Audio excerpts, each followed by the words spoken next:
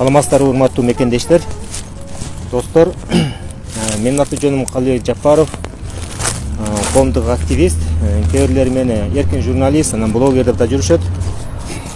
Биздин колубузда азыр Кыргыз Республикасынын конституциясы турат. Бул конституциянын 15-беренесинде мындай деп жазылган: жер боюнча менчик кол тийгиз.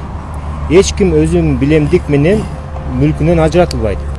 Мурастоо укугу кепилденет деп 15-берененин 2-пунктунда көрсөтүлдү. 2005-жылы президент Аскар Акаев тактан кулагандан кийин келген президент Курманбек Бакиевдин учурунда Бишкек шаарынын айланасындагы бош жаткан айыл чарба багытындагы жерлерди жана кайрак жерлерди мыйзамсыз басып алуу күчөп кеткен. Ошол учурдагы бийлик жерлерди мыйзамдуу басып алгандар менен сүйлөшүүгө барган. Жеке адамдар менен коомдук уюмдарга, бирикмелерге жерди мыйзамдуу жол менен трансформациялоо чечими чыккан. Бирок мыйзам кабыл алынганына карабастан жерчи аялдар пайда болгон. Алар айыл өкмөттөрү менен сүйлөшүп, жерлерди басып ала башташкан. Арадан көп өтпөй 2007-2008 жылдары жер басып алуу күчөгөн кезде 2009 жылдан баштап жерге мораторий жарыяланган.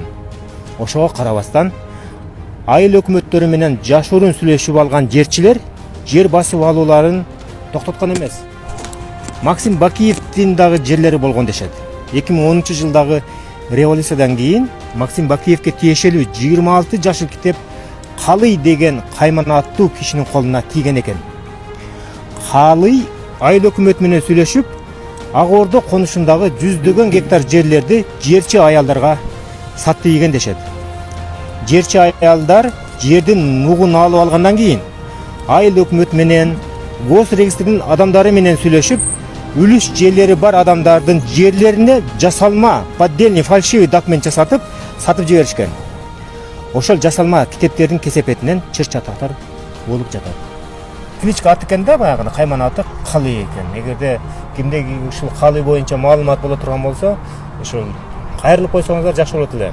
Ошол Калый жөнүндө ал каякта жүрөт, ким деген киши, эмне деген киши, ал документтерди каяктан алды эле, кимдерге сатты эле, мына ушул боюнча бир бизде маалымат жок да, маалымат кимде болсо айтып койсоңуздар.